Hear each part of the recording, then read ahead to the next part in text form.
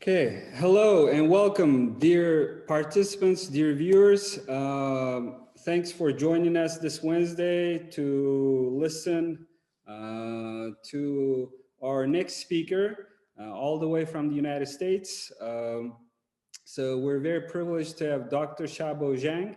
He's a senior research fellow in IFPRI's Development Strategy and Governance Division and chair professor of economics at Peking University.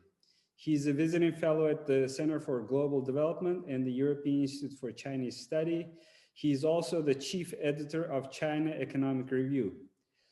He received his PhD in Applied Economics and Management from Cornell University. And his presentation today is very timely.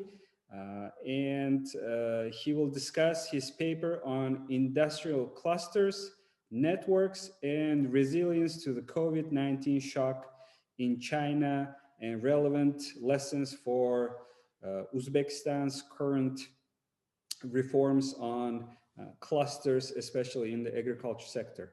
To discuss this paper and to offer his comments is today we're privileged to have Dr. Kahraman Yusupov. He's the Deputy Rector on Research at Westminster International University in Tashkent. And as usual, our speakers have about 30 to 40 minutes to speak, and you can always send your questions through Q&A function or chat box to me, and I'll read those directly either in the beginning or at the end of their slides. So with that, I'd like to pass the floor to you, Xiaobo, please. Yeah, thank you, Chair, for your kind introduction. Also, thanks, Zhang, for inviting me to speak at the Westminster Development Policy Network Seminar Series. It's a great honor. Yeah, as you can see, this is a joint work with a few co-authors. Rochen Dai is my former PhD student, now professor at China Central University of Finance and Economics. Dilip Mukherjee, we have been working on a joint project on clusters and network in developing countries. Yue Qian is my current PhD student.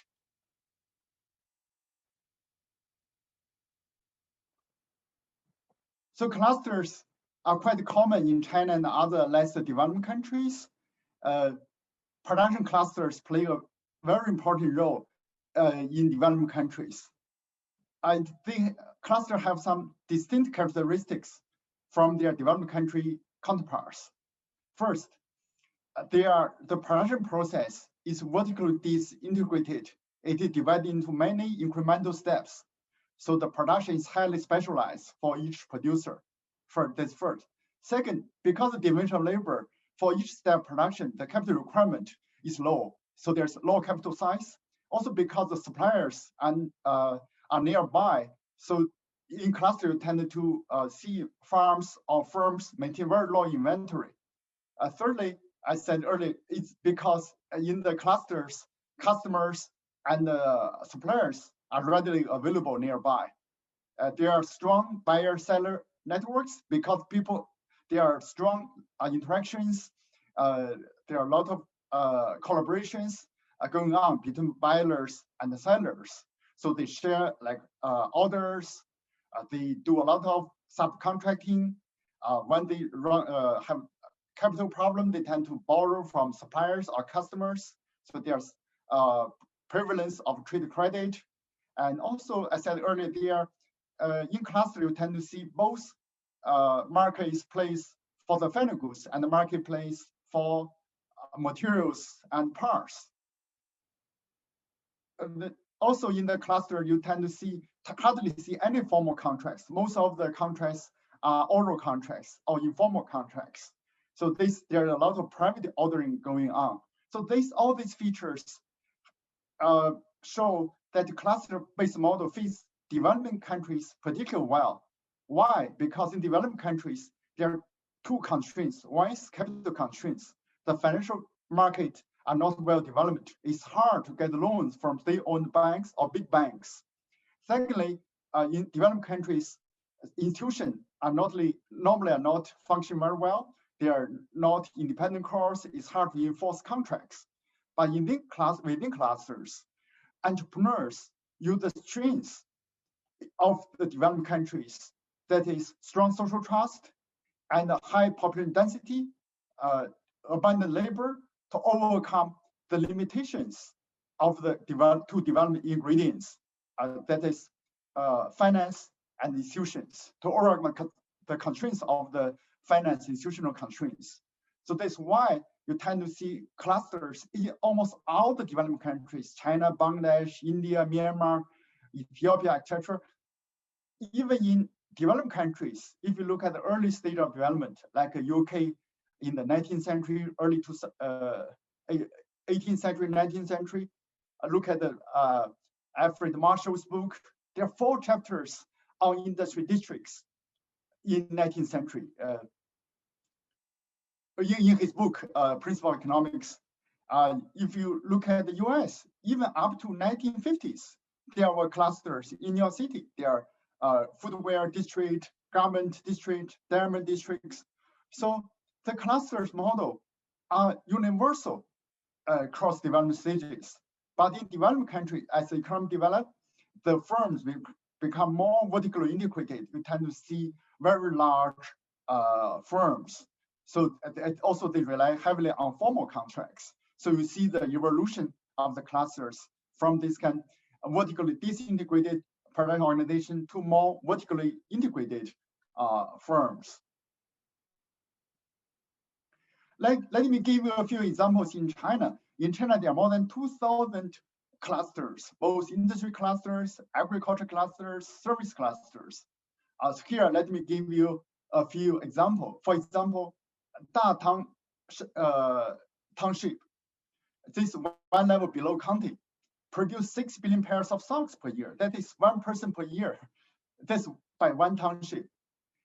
In another county in Shandong province, Shouguang, it is the largest vegetable production cluster in the world. It exports a lot of vegetables like garlic to South Korea and Japan, provides the key supplies to Beijing.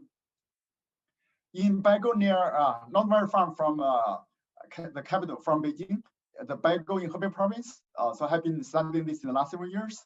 It is the largest suitcase and the bag production cluster, accounting for 40% of national market share, employing 500,000 workers, just produce the suitcase and bags. In Zhejiang province, there are Songxia Township produce 350 million umbrellas per year. So when I visit Japan really a lot. In the convenience store, you see a lot of these kind of plastic umbrellas. When I look at them, all made in China, all made it from one township in Zhejiang province. For Puyuan Township in Zhejiang province, it produced 100 million cashmere sweaters, also accounting for 40% of market share. So next, I will use Puyuan as an example to show how the cluster model works. So this diagram drawing from one of my early articles on Puyuan's cashmere sweater clusters. You think about the factory production, there are 2 models. Once you put all the production process into one floor, you have vertically integrated production system. For example, if you want to produce a sweater, you can have the designing, yarn. Of course, you need to purchase yarn from the market. You do the weaving, assembling, buttoning, ironing, printing, packaging, selling, all in one factory. So this looks like this, very large modern factory. But this requires huge capital investment. For many entrepreneurs, this is not a feasible option. There's another model in Adam Smith's book, he called putting out system. That is, there's a production organizer. Here in Puyuan, there are sweater shops owners, so virtual production organizers. Basically, he gets an order and outsources the production to many family workshops or factories. And in the end, he inspects the quality and sell to the market. So let me show you a few photos to explain how the putting out system works in clusters. So this is a Puyuan cashmere cluster, what this looks like. So you can see in the bottom, all the 3 photos show the marketplace. So there are 6 big marketplaces along the main road. So if you get into the building, you see the photo here. This when I walk around inside the marketplace, you can see they're selling all the sweaters, also the raw materials. So that's the key feature of clusters. They're always marketplaces. So because proximity to marketplaces, the producers don't need to hire people to sell their products. Also, they save the cost of save the purchasing cost because they make a phone call, they will deliver the raw materials and parts to the doorstep. So now let me talk about the importance of the production organizers. They are the shop owners. There are more than 3,000 shop owners in this cluster, in a township. If from outside you see their brand, just one room one room shop store. If you go inside, you can see this figure. They are the traders. Traders come over from all over China, even the world, come over to check the samples, designs. If they prefer a sweater, they place the order, give 1/3 deposit, and then determine the time for delivery, like 1 week, 2 weeks. And then it's the owners, an owner and his wife. They will outsource the production to other family workshops. So in the end, what they are doing is here, what they are doing, they check the quality and also show the brand names on the sweater. They put their own brands and put them in the bag and then ask people to transport to the logistics center to have them shipped out. So these are the family workshops. From outside, you want to recognize their family workshops at the left figure. They're the townhouse. Before, there are many individual farmhouses, but the government want to save the land, so they concentrate them farmers to build these kind of row houses, to move them here, use the saved land to build industrial parks. So there are more than 200 factories located in the industrial parks. So they use the saved residential land to build industrial parks. So if you go inside the townhouse, the first floor, second floor, you tend to see the scenes on the right-hand side. There are family workshops. For this figure, you can show the knitting stage.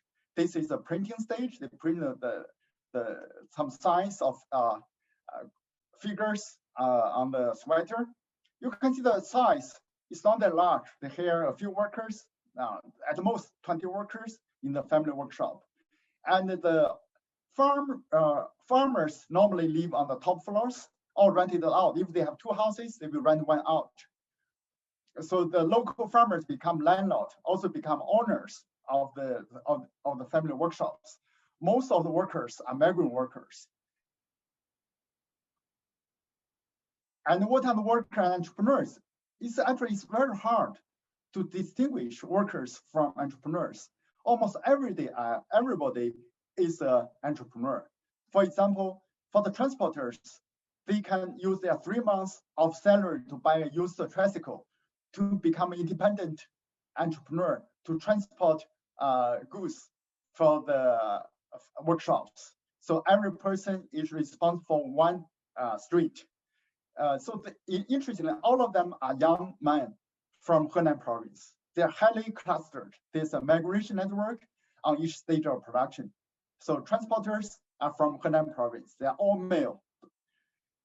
For the sewing stage, they like sewing buttons.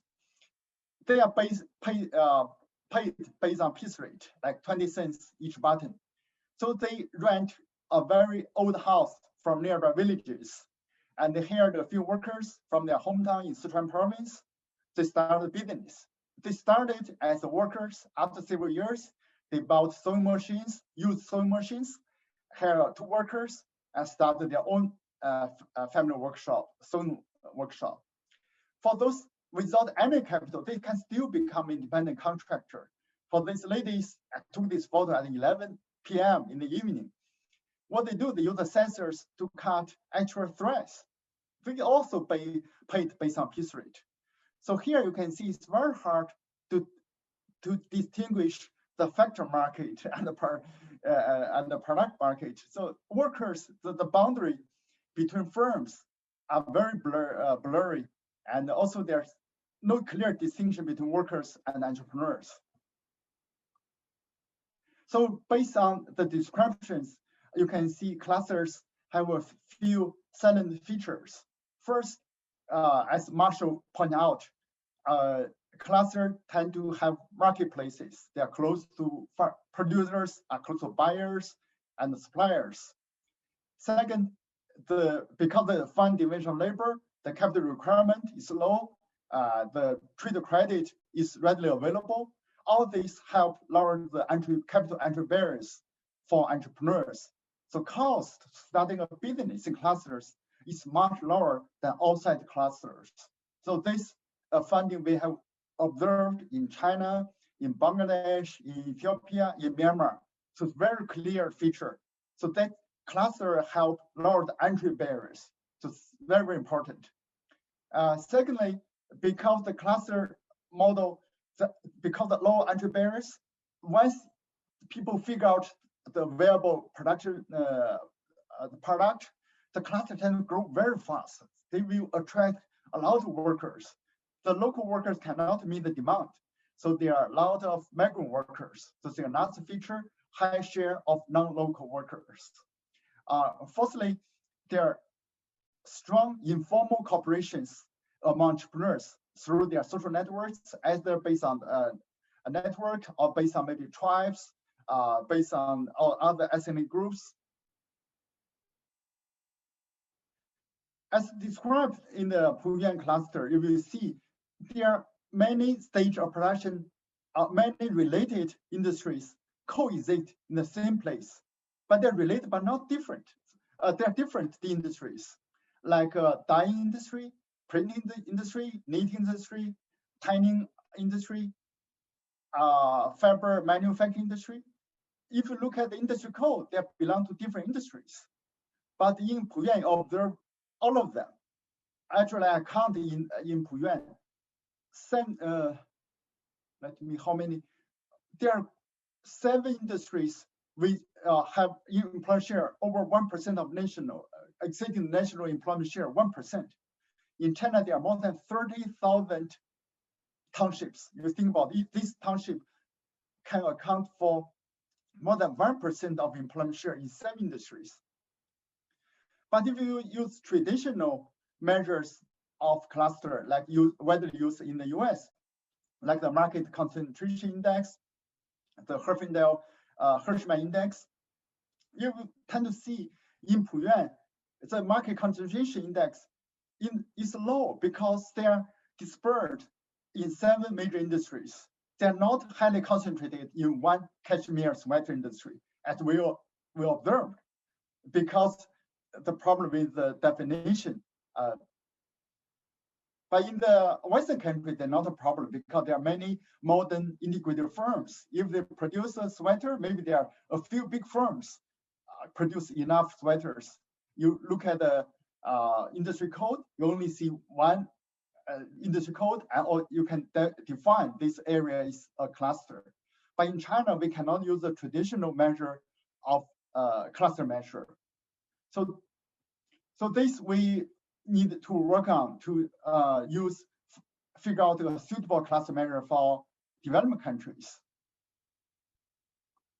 So this is what we did in early work with one of my former students, now professor in Zhejiang University.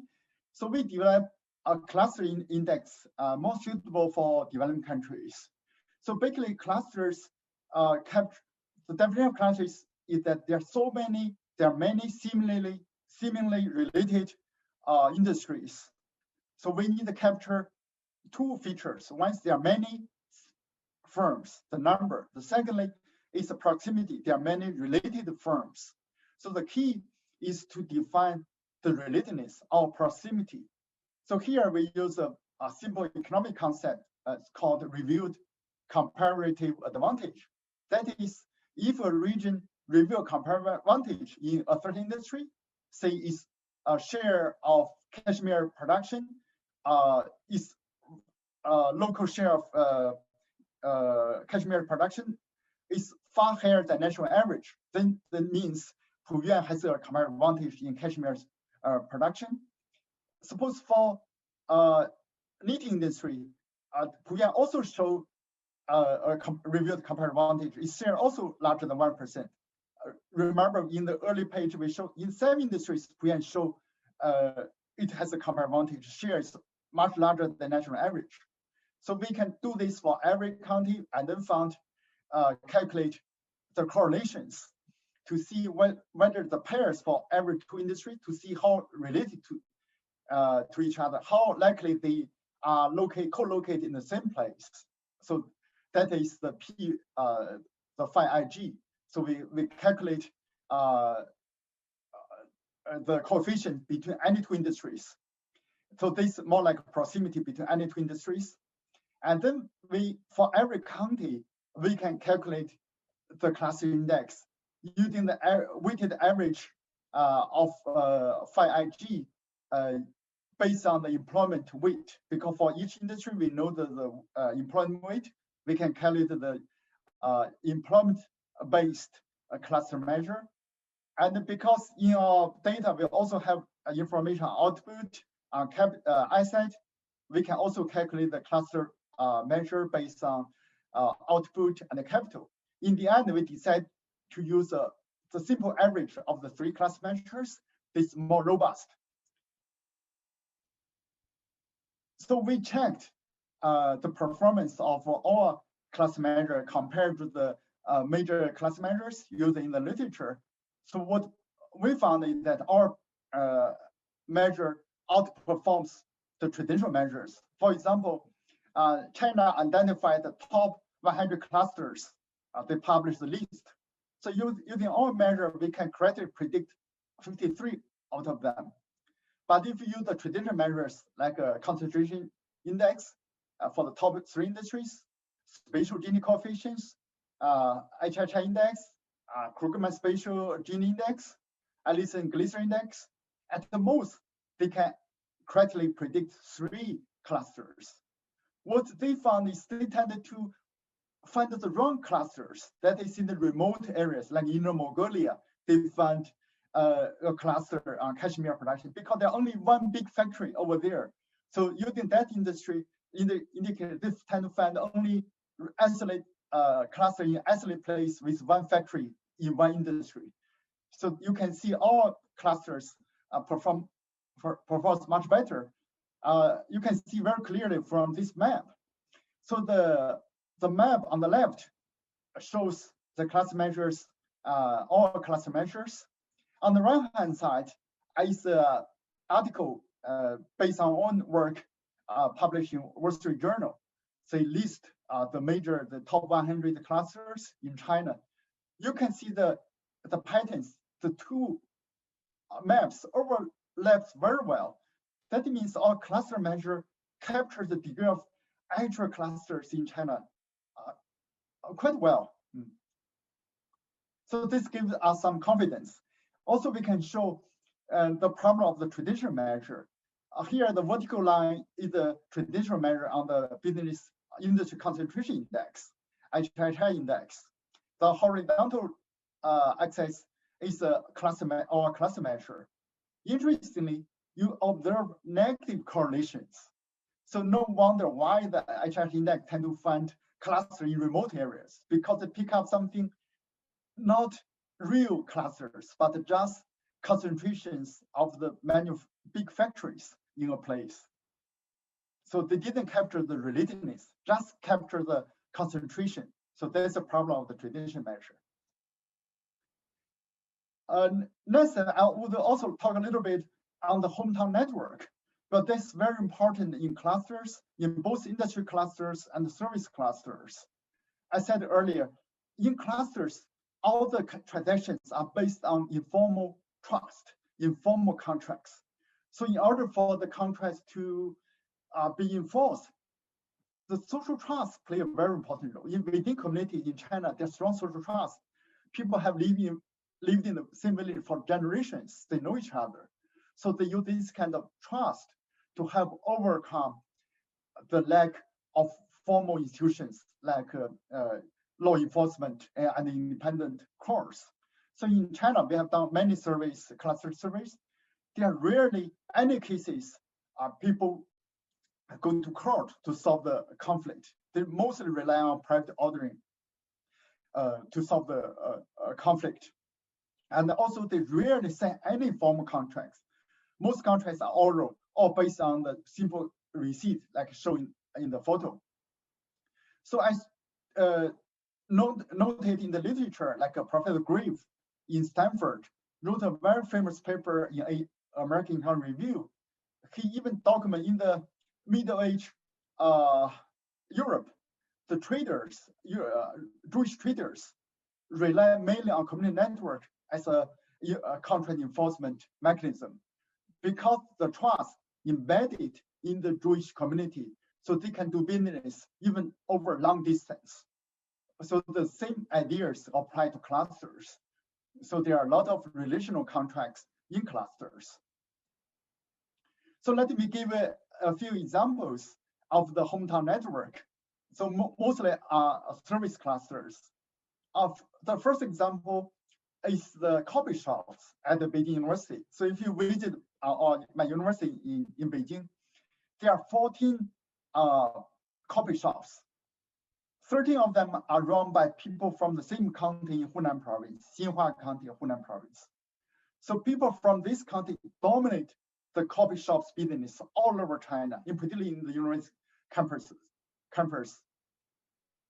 The second one is, if you go to China, you see a lot of Shaxian fast food, more like McDonald's. They named after the county name, Shaxian. Sha is a county, Xian means county. Sha County fast food everywhere. Even in the US, this photo actually was taken in Toronto. So even they have a franchise in Toronto. So amazingly, this all originated from one county. So the second one.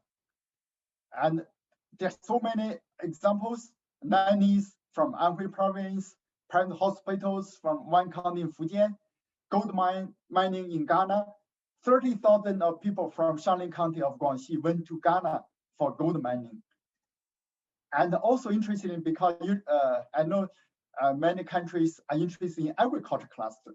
In China, the mechanization harvesting is highly class-based. The cluster are concentrated in the border of 3 provinces, Jiangsu, Shandong, and Henan province. Every year, thousands of trucks carrying this kind of combine harvesters travel all over China to provide combine mechanized harvesting services. They can travel up to 8 months from the south to the north, harvest 2 crops, rice and wheat. So I took this photo when I was in Sichuan province, point B on the right map. So I did the interview because there are about 30 trucks on roadside. For each truck, there are about 3 or 4 workers. You can see they form a team, and the 30 trucks form a cooperative to travel in groups and provide the services. The distance between their original town, their hometown is A, that is in Jiangsu province, about 1,800 kilometers. The distance between Beijing and Shanghai is 2,000 kilometers. It's even farther away than the distance between Shanghai and Beijing. So they draw a roadmap for and told me the fascinating story how they travel all over China to provide service. They form a travel group to go together. In doing so, they can cope with all the challenges like payment issues, security issues. Also, they have within the team, they can help repair the machines. Some people are more skilled in the repairing. Each truck carries some spare parts. And also they have a few people respond for finding orders. They have the motorbikes.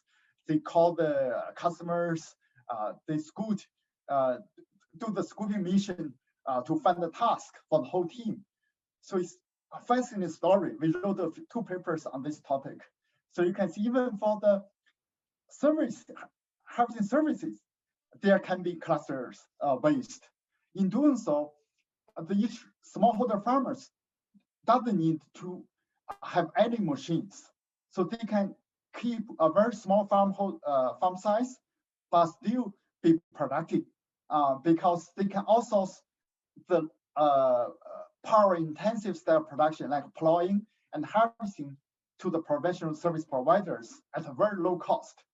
So this explains why the Chinese farms are still quite productive despite the high degree of land fragmentation and the small farm size. So we have writing a paper to show the importance of hometown network in explaining China's rapid industrialization. Think about because the strong hometown network, people can use the existing strengths to overcome the capital entry barriers. Because the low entry barriers, many people from the same hometown can start the business. They can learn from their peers. Because the low entry barriers, you can see the cluster tend to grow very fast. And the farm set tend to be small because of finding labor. And because they receive a lot of help from their fellows from the same hometown network, they also grow very fast. So here, the figure drawn from our paper provides some evidence.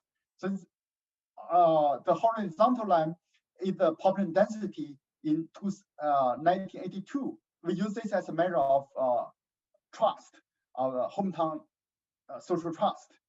On the vertical line, we plot the number of entries. So you can see we have 4 periods. One is the early 90s and late 90s, early 2000, late 2000. You can see a few features. Overall, over time, the lines move up. That means there are more entries over time. Secondly, the slope is positive. This indicates in areas with stronger social trust, the increase in firm entries is also more rapid. So this consistent with our theory because the hometown networks have overcome the barriers to entry. So within the network, people are more likely to do business in the same sector. So next, the second part of my presentation will relate to the COVID-19 shocks. So in the previous work, we mainly look at the impact of clusters on firm entries, also firm growth. But there are no studies in the literature looking at the impact of clusters on buffering shocks. How the cluster can have firms to buffer shocks, whether firms in cluster are more vulnerable to shocks or they're in a better position to cope with shocks. So this is a research question we want to ask. So in China, the COVID-19 shock started right before the Chinese New Year. China had a draconian lockdown in the late January, right before the Chinese New Year. So after 2 weeks of lockdown, 26 provinces announced business could reopen at February 10. So at that time, they immediately decided to do phone interviews based on previously surveyed firms to keep track of their performance. At that time, there's still a lot of restriction on labor mobility across provinces, and also there were some logistic disruptions across provinces. So the lockdown measure was formally lifted on April 8th. So we did another round of phone interview in May, the third round interview in August. So our research question is, facing restrictions on labor mobility and logistic disruptions, were high cluster regions better able to cope with COVID-19 shocks? If so, to what extent is this all to the stronger entrepreneur networks measured by hometown population density and the hometown Herfindahl index? So then is how much is owing to better enforced regional contracts that sustain in more risk sharing. So the cluster, there are two mechanisms in cluster. One is proximity to suppliers, customers. Another one is the hometown network. People can help each other through trade credit or through risk sharing, etc. For the empirical work, we rely on two data sets. One is we use a firm registration data set to look at the firm entries between 2015 and 2020. So we can aggregate the data to weekly or monthly for each county, also for each industry. We can see whether after the lockdown, whether the entries have dropped or not, and whether it rebounded quickly or not after the lockdown measures was removed. We also use phone surveys to corroborate with the evidence, the findings from the firm entry database. So this main specification for the firm entry regression. The left-hand variable is a per capita firm entries at the county, industry, and the monthly level. We also use the week level. The key variable of interest is the interaction term between the time variable, the month variable, and also the year variable 2020, because the COVID happened to 2020.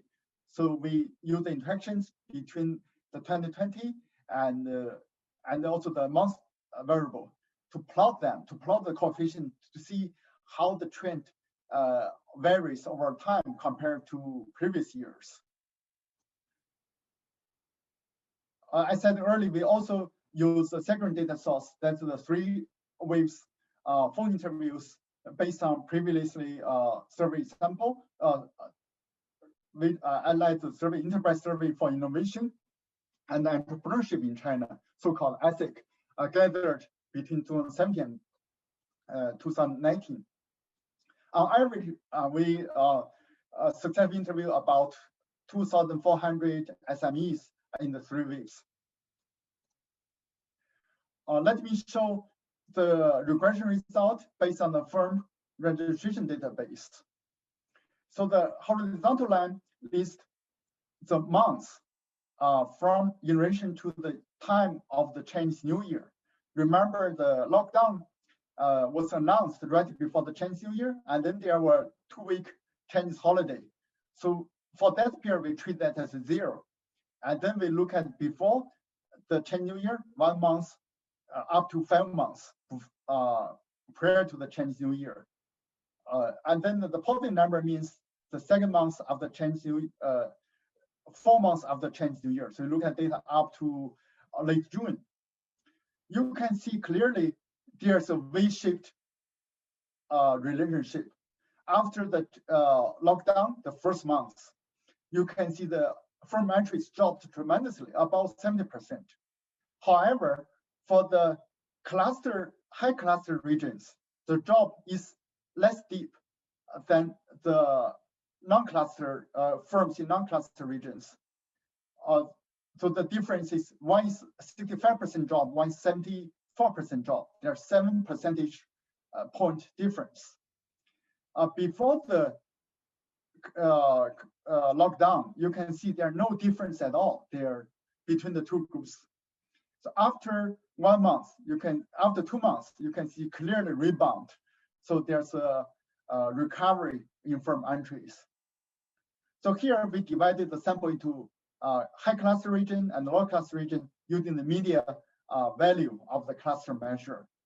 We can also use the continuous variable of the cluster measure by interact the cluster measure with the month variable of 2020. We can repeat the previous exercise. Here you see the coefficient for the interaction term. Clearly, in area with high degree of cluster, the impact, they perform better in buffering the COVID shocks. One stands standard deviation increase in the class index was associated with a 12% increase in the entry rate. So you can see clusters are very important, are quite resilient. Firms in clusters are quite resilient to shocks. And the next question is, what is the role of hometown network in the resilience, in the observed resilience? How much of the observed resilience due to hometown networks? So we use two measures. One is the average population density of hometowns of the entrepreneurs with firm located in a given county. And secondly, is the spatial Herfindahl index of hometown origins. So we put the two variables to the regression. Right now, we have three key variables: the interaction terms, cluster measures, this one, the hometown Herfindahl index, this one, and also the population density measures. You can see a few findings. First, the spatial concentration index has a negative effect. Second, the hometown population density has a positive effect in the first month. That means the hometown network play a part, some role in helping buffer the shocks. Interestingly, even after controlling for the hometown network effects, the clustering effect remains positive. So there are some other benefits of clusters beyond the related hometown network effects. So we argue mainly probably related to proximity to suppliers and the buyers, and also maybe the low entry cost. Before showing some evidence from the firm survey, let me show that our survey actually is quite representative. Here we compare our survey firm size distribution with national economic census in 2018. The first is based on number of employees.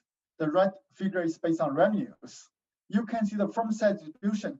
Our firm size distribution matches national distribution quite well. That means although our sample was only drawn from 6 provinces, the sample is quite national representative in terms of firm size, also in terms of industry distribution. And then we look at the firm attributes in high class regions and the low class regions based on our survey data. We can see clearly firm in clusters have more local suppliers, customers, have more stable suppliers and customers. They have more process product innovations. They sell more products online. They use more trade credit. This can help eliminate the working capital constraint. And also, they have lower percentage of local workers. They have maintain lower level of inventory. So you can see some features of clusters in terms of the firm attributes. You look at the reopening rate in May and February and May, clearly see also a clear V-shaped recovery. The gray bar shows reopening rate in February on average for the 4 industries: agriculture, manufacturing, business service, renovation service. It's about 22%. But by May, the opening rate is more than 80%. So you can see huge improvement during the 3 months period. So next, we can look at what's the impact, what's the role of clusters on our operational status, reopening status in February and May. So round while 2 is operational reopening dummy in February.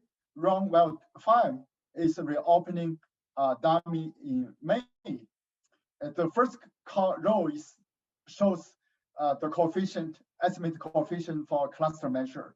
You can see they're all highly significant. So this shows the standard error in the parentheses.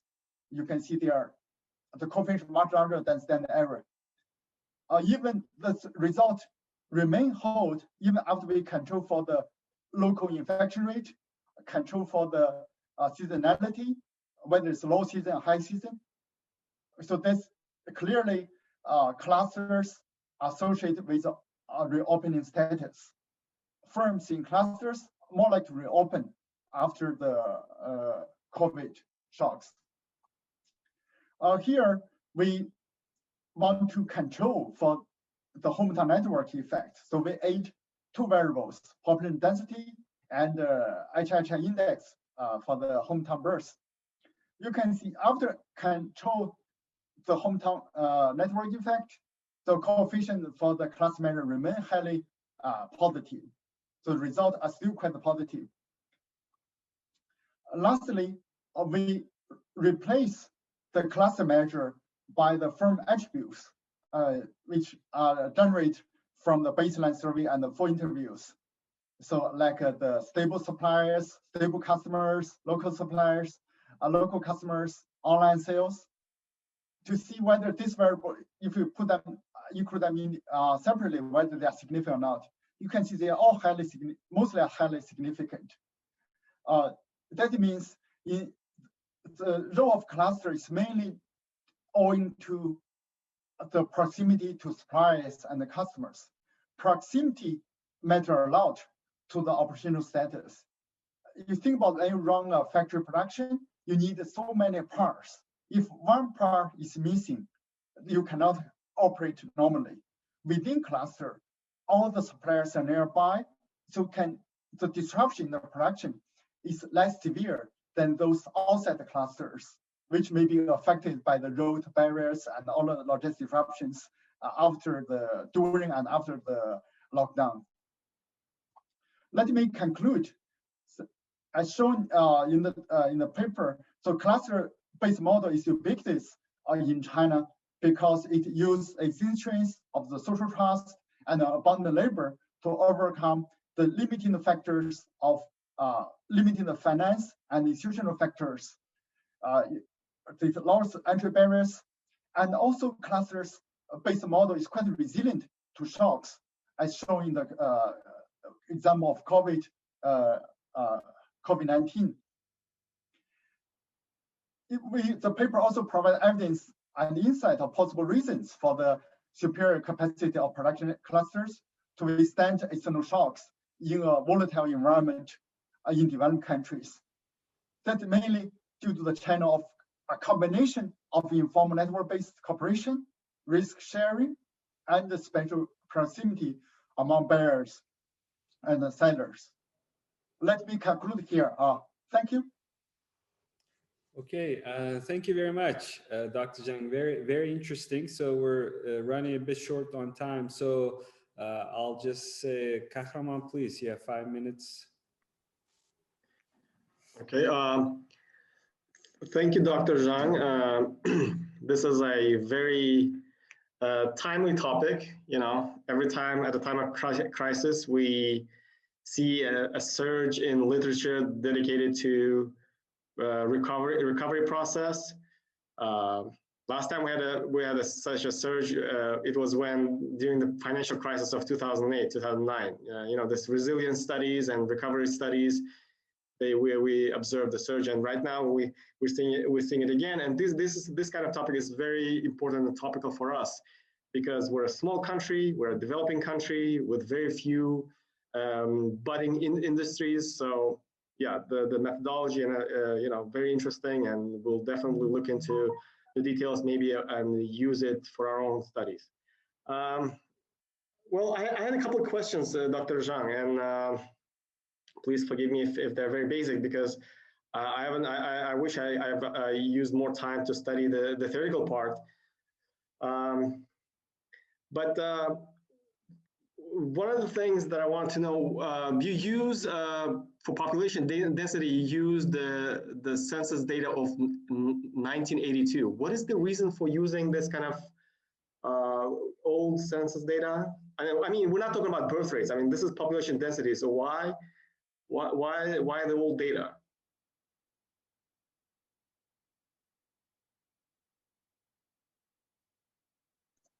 Do you want me to answer now or wait until or finish your? Okay. I can list all my questions first and then let you talk. Yeah. Do you want to do that? Okay. Okay. That maybe save some time. Okay. Yeah. Sure. And okay. So regarding empirical specification, so your main, well, one of the factors, explanatory variables is the cluster index that you designed. And is there kind of a risk of reverse causality of that cluster index and the number of new entries? Like if there are larger numbers of new entries that may impact the cluster index that you're using. Is there a risk of reverse causality and maybe indigeneity? So that's another question that I wanted to ask. And so for most of your you don't use any macroeconomic data, but I guess that this time dummies take care of that. I guess, right? You use a lot of dummies like regional dummies, industrial dummies, time dummies. I guess time dummies take care of the macroeconomic variables. So, and I had a couple of questions regarding some of the slides. Like for example, your slide when you put your cluster index versus HI. And you see that there's a strong negative relationship. This is a bit puzzling to me. I don't know about others, but this is a bit puzzling to me because your cluster index kind of encompasses or combines several industries, right? Upstream industries and downstream industries. While what do you use HI there? Is it like downstream industries? Because HI is usually used for one industry, is it not? So that's one, and yeah, I had one other question, but I think yeah, that's all enough because I made it clear for myself already. Yes, Okay. Thank you for your great comments. On the first question, why we use 1982 problem density as a proxy for trust? First, we want to use the variable as early as possible. 1982 problem density is the earliest problem density available to us. So we try to avoid reverse causality. Why we use problem density? We use this mainly in the rural areas. In our sample, we only include the rural counties. Because we think within villages, if in a large village, people interact more often within the villages. So they are more likely to have social interactions. So repeat interactions may be good for trust. So that's a rationale for use problem density as a proxy for trust. My co-author, Kevin Mushi, has published an article in AER using this measure as a trust in the context of Mexico and also in another paper in India. So we made some arguments on why this is a good proxy. It's very difficult to find a good measure for trust for social network, for the strength of social network. We acknowledge the limitation. So we just want to find some as best as possible, but it's still not ideal as you recognize. The second one is on the reverse causality. We thought about this issue. We try to overcome this by using the class measures based on the early years data. We use the class measures based on data in 1995 industry census, 2004 economic census, and 2018 economic census, right before the sample period used in this study, that is between 2015 and 2020. So that partly address the reverse causality problem. We tried all the three measures. They are highly robust. We also show in the table there, we show a figure, the correlations between the three measures in the 3 rounds. They are quite consistent, not much change. Of course, this cannot 100% deal with the reverse causality. If you argue the class measure in 1995 still captures something observable which relate to the firm performance, and then it's hard to do that. That's a next challenge we are thinking about. Maybe use an IV measure, but we will think about it. So right now we only partly address the issue by use predetermined cluster measure. The third question on the negative correlation between cluster measure and HI. So initially when we started the project, we used like Krugman's Gini coefficient or HI index to measure within an area what's the concentrations of the top industries as a measure of cluster, because there are no good cluster measures readily available in the literature. We try to use the existing concentration index. What we found, they totally get opposite results of predictions. When we plot them on the map, we saw the problem. And then we started to develop our own index. So that's how we did the research. We have been working on the clusters for many years. So over the period, we realized we need also do some work on the measuring of the clusters. Yeah, thanks a lot for your very helpful contribution. We'll take them into account in the next round of revision. Thank you, Dr. Zhang. Thank you for your answers. This is a really interesting paper, and we'll definitely look into methodology and see if we can learn. I mean, maybe we'll definitely find something to apply for our own research, projects. Thank you. Yeah, sir. if you want to calculate the cluster measure, let me know. I'll be happy to share the standard code with you. Okay. If you have access, you can do that. We have applied this measure to Egypt. Recently, I wrote the paper in Egypt to use the same measure in Egypt to calculate the clustering index. Yeah. A stated code will help us to understand the details because not everything is in the paper. So yeah, you also need to look at our early version of working paper on the measures of the cluster. Yeah. Thank you, Dr. Zhang. Okay, Dr. Zhang, thank you very much. I think this is for our viewers and to try to implement the index perhaps in Uzbekistan to understand the role of the clusters in its economic development for the future. So I think we're running out of time. There were several questions, but you partially answered in your recent remarks. So with that, it's 6 o'clock here. So with that, I would like to thank you again, Dr. Zhang and Kahraman, and our organizers from IFPRI and Westminster Development Policy Network, based at the University of Westminster in London. So I would ask our viewers to join us next Wednesday at 5 o'clock Tashkent time. And I would like to thank again our speakers for today. So thank you very much, and have a good day. Yeah, thank you very much. Thank you. Also, if you're interested, I saw the Q&A question asked on the role of government. In my previous papers, I have quite a few papers on role of local governments. You can Google industry cluster, China local government. You can find the related papers. Thank you. Yes, and we'll post the recording and the slides on our website. So conference.wiut.uz. So thank you and bye-bye. Bye-bye.